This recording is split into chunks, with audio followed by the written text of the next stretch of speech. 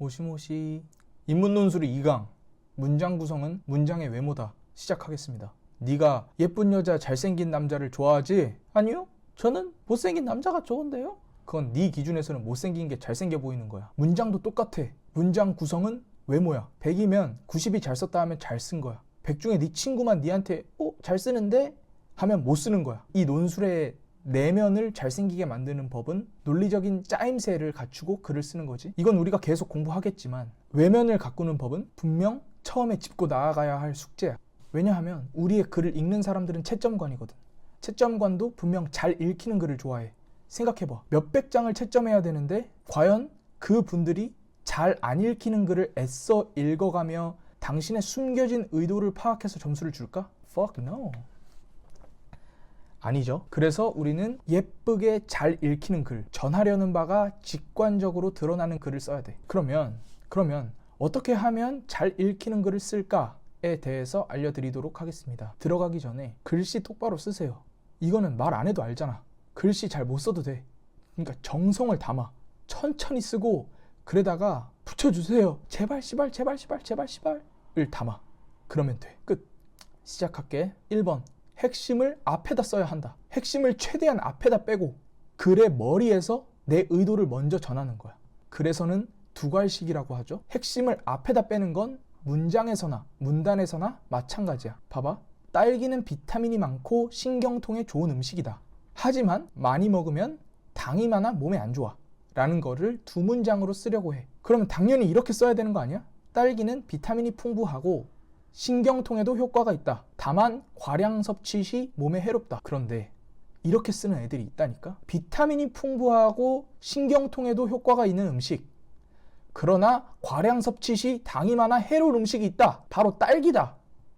VJ 특공대냐? 문학이야? 아니지. 굉장히 억지 같지. 문장이 조금만 길어지면 핵심을 문장 앞머리로 빼는 기본 원칙을 어기게 되는 경우가 많습니다. 참 많아요. 그게 당신일 확률도 제 경험칙상 50%가 넘습니다. 항상 핵심을 대가리에다가 놓아야 된다는 사실을 잊지 말고 글을 쓰기를 바래.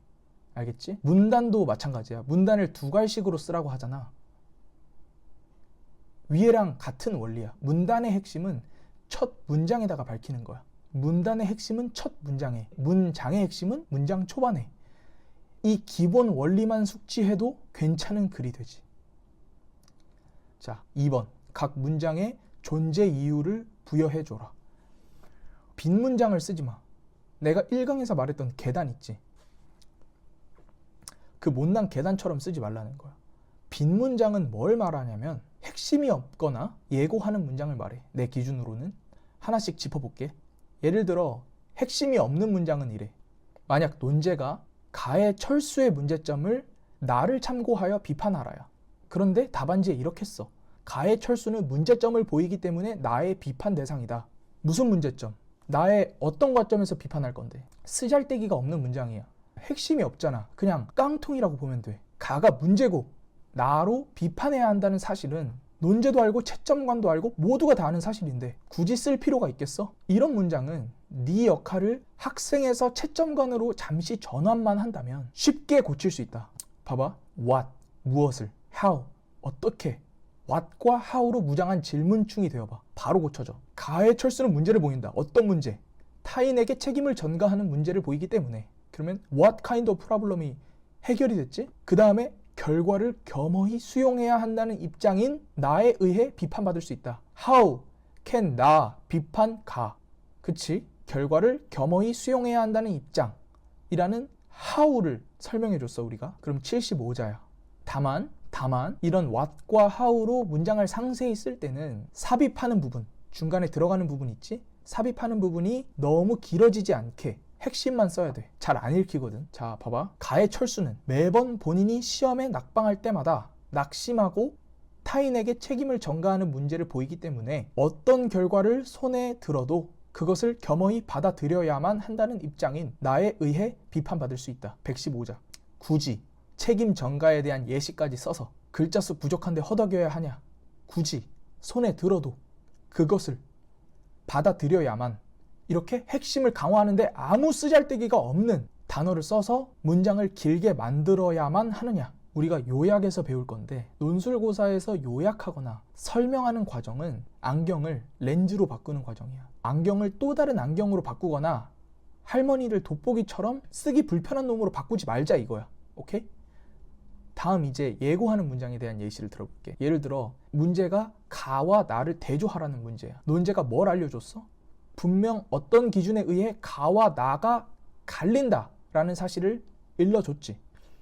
그럼 이제 좋다고 차이점 오질나게 찾겠지. 찾았어. 3개나 찾았어. 신났어. 그리고 첫 문장에 이지랄 해놔. 가와 나 사이에는 차이점이 3개 드러난다. 대조하라 했지 차이점 몇 개인지 밝히라 했어? 의도는 이렇게 했지. 3개를 찾았다는 것을 밝히고 하나씩 써야지. 그냥 쓰면 돼. 그냥. 문제에서 첫 문장에 차이점의 개수를 명시하라는 말이 없었잖아. 만약 굳이 개수를 쓰고 싶다면 그 3개 각각의 기준을 명시하는 거야. 가와 나는 시대, 문화, 공간을 기준으로 3가지의 차이점을 보인다. 그러면 그 기준을 명시해줬잖아. 그게 그 문장의 핵심이 되는 거야.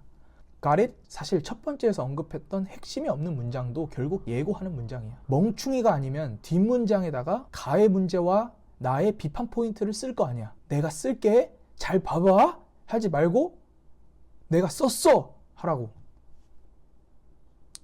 내가 차이점 3개 찾았어. 이제부터 한번 말해볼게. 가 아니라 어떤 기준으로 갈린다는 사실을 명시해두고, 그러니까 그 문장을 단순히 예고 문장으로 만들지 말고 예고를 하더라도 핵심이 담긴 예고를 하라는 거야. 알겠지? 이 1번과 2번만 완벽히 숙지하더라도 진짜 속상한 글은 안 나오니까 꼭 기억하도록 하시고, 이제부터 얘기할 팁들은 무슨 이야기인지만 숙지하고 넘어가시면 됩니다. 알겠죠?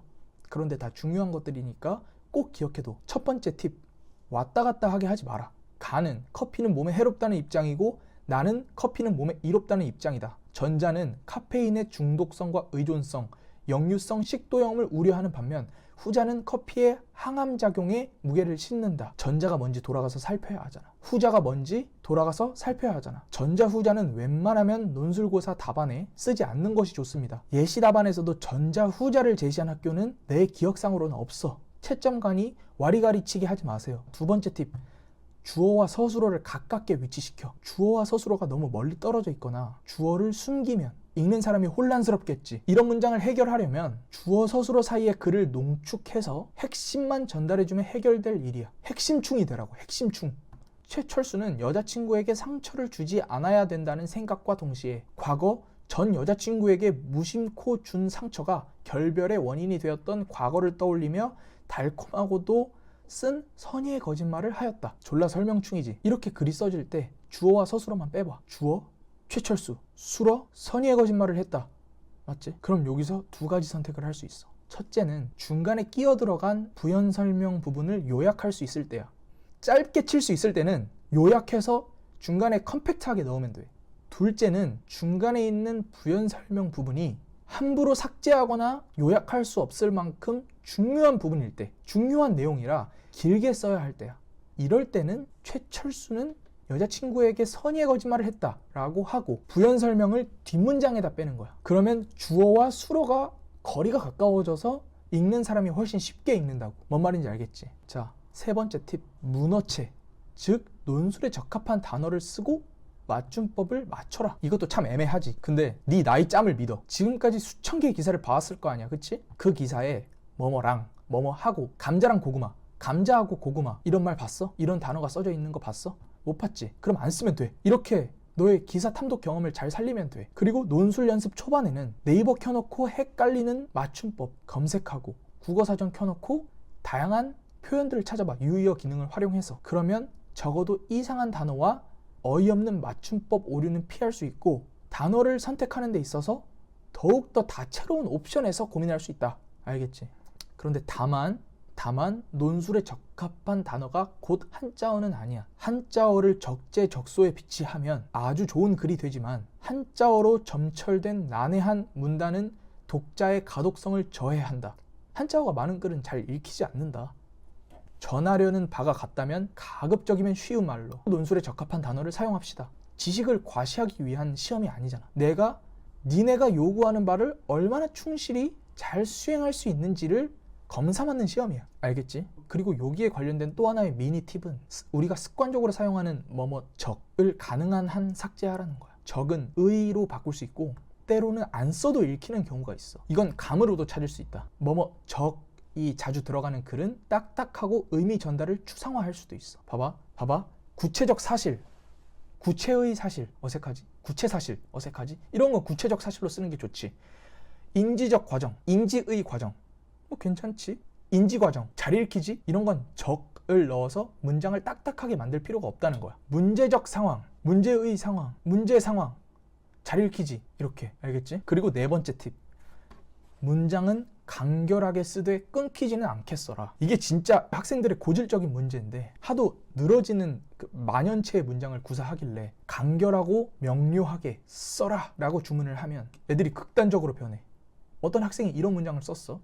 최근 가수들은 가창력에 집중하기보다는 외적으로 보여지는 외모나 표정, 안무에 과도하게 집중하기 때문에 곡의 질이 떨어지고 도리어 목소리는 오토튠에 의존하며 시각적인 요소만을 강조하는 모습을 보이곤 한다. 그럼 내가 이야기하지.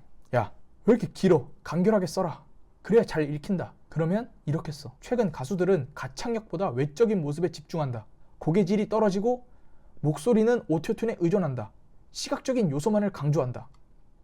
야, 짧고 간결하게 쓰라는 말은 정말 쉽게 얘기해서 플로우는 유지하면서 할 말을 최대한 효율적으로 전할 수 있도록 쓰라는 말이야. 다시 쉽게 얘기해서 삼겹살에 지방을 빼면 맛있냐? 살코기지? 야, 삼겹살 썰어가지고 한입 크기로 먹기 좋게 먹자 라는 말에 삼겹살을 이렇게 자르지는 말자는 거야. 지방, 글로 말하면 유기성과 살코기, 글로 말하면 핵심. 지방과 살코기, 유기성과 핵심의 균형은 유지하고 쓰자는 거야. 그러면 유기성을 가미하려면 어떤 글을 써야 되느냐? 접속 부사를 사용하고, 그 다음에 글을 쓸 때 딱딱 끊기지 않게, 너무 끊지 않고 너무 짧은 문장이 반복적으로 나오면 끊기는 느낌을 주니까 적당히 짧고 조금 길고 짧고 조금 길고 잘 쓴 기사들이나 잘 쓴 글들을 보면, 예시 답안들을 보면 그 플로우가 뭔지 알 수 있어. 그러니까 반복 연습을 해야 된다는 거야. 이런 팁들을 내가 계속 이야기를 해줄 거야. 다만 예외가 있어. 나는 누가 뭐라 해도 각 문장의 존재 이유를 부여해줘라 라는 내 의견을 굽힐 생각이 추호도 없어. 정말 잘 쓴 글은 글의 구성 요소인 문장을 낭비하지 않거든. 다만 예외가 있다. 만약 내가 가고 싶은 학교의 예시 답안이나 우수 답안을 보았을 때 빈 문장이 있다. 내가 말했던 빈 문장이 있다. 예를 들어서 2023 덕성여대 모의논술 해설 예시 답안을 보면 제시문 가는 기능론적 관점에서 사회 불평등이 당연하다고 주장한다. 이 주장은 제시문 나, 다, 라를 통하여 비판할 수 있다. 이런 형식이지? 내가 말하는 빈 문장이 있네. 이 제시문은 제시문 나, 다, 라를 통하여 비판할 수 있다. 기준도 안 쓰고 핵심도 없잖아. 그럼 예고하는 문장이냐? 나는 예고하는 문장이라고 생각해. 하지만 예시 답안이잖아. 이 학교에 똑똑한 석학들이 모여서 제시한 예시 답안이야. 그렇다면 덕성여대를 가고 싶은 당신한테 내 말이 더 중요할까? 아니면 입학처의 주장이 더 중요할까? 입학처죠. 이 학교는 이런 부분에서는 빈 문장 써도 개의치 않겠다는 거야. 그러니까 문장 구성할 때 조금 더 쉽게 접근해도 된다 이 말이야. 내 말을 참고하되 입학처를 따라라. 제발 입학처를 따라라. 또 서강대 예시 답안을 보면 제시문 가에 제시된 문제 상황을 요약하면 다음과 같다 라고 예고 문장으로 쓰이고, 중간에는 어떻게 해소할 수 있는가? 와 같이 도무지 예시 답안에서 보이지 않는 의문형 문장도 등장하지. 그러면 서강대 입학처는 나보다 훨씬 우위에 있으므로 서강대에서는 이런 문장을 써도 된다는 소리야. 써도 되는 거지 꼭 써야 되는 건 아니야. 알겠지? 그런데 그만큼 조금 더 자유롭게 쓸 수 있다는 말이야. 물음표 하나, 예고 문장 하나 꼭 써야 돼가 아니라 피치 못할 사정이 있으면, 혹은 물음표나 예고 문장을 쓸 때 글이 좀 더 잘 써질 것 같으면 주저하지 않아도 된다. 알겠지? 자, 여기까지 4가지의 팁을 전했습니다. 2가지의 핵심과 4가지의 팁, 그리고 예외사항을 제가 전해드렸습니다. 내가 아는 한 글쓰기는 필기와 암기만으로는 절대 향상시킬 수 없는 능력이거든. 고집을 버리고 인사이트를 얻고 비판적으로 수용하는 자세, 이 자세들로 글을 써보세요. 충분히 할 수 있다고 생각해. 할 수 있다.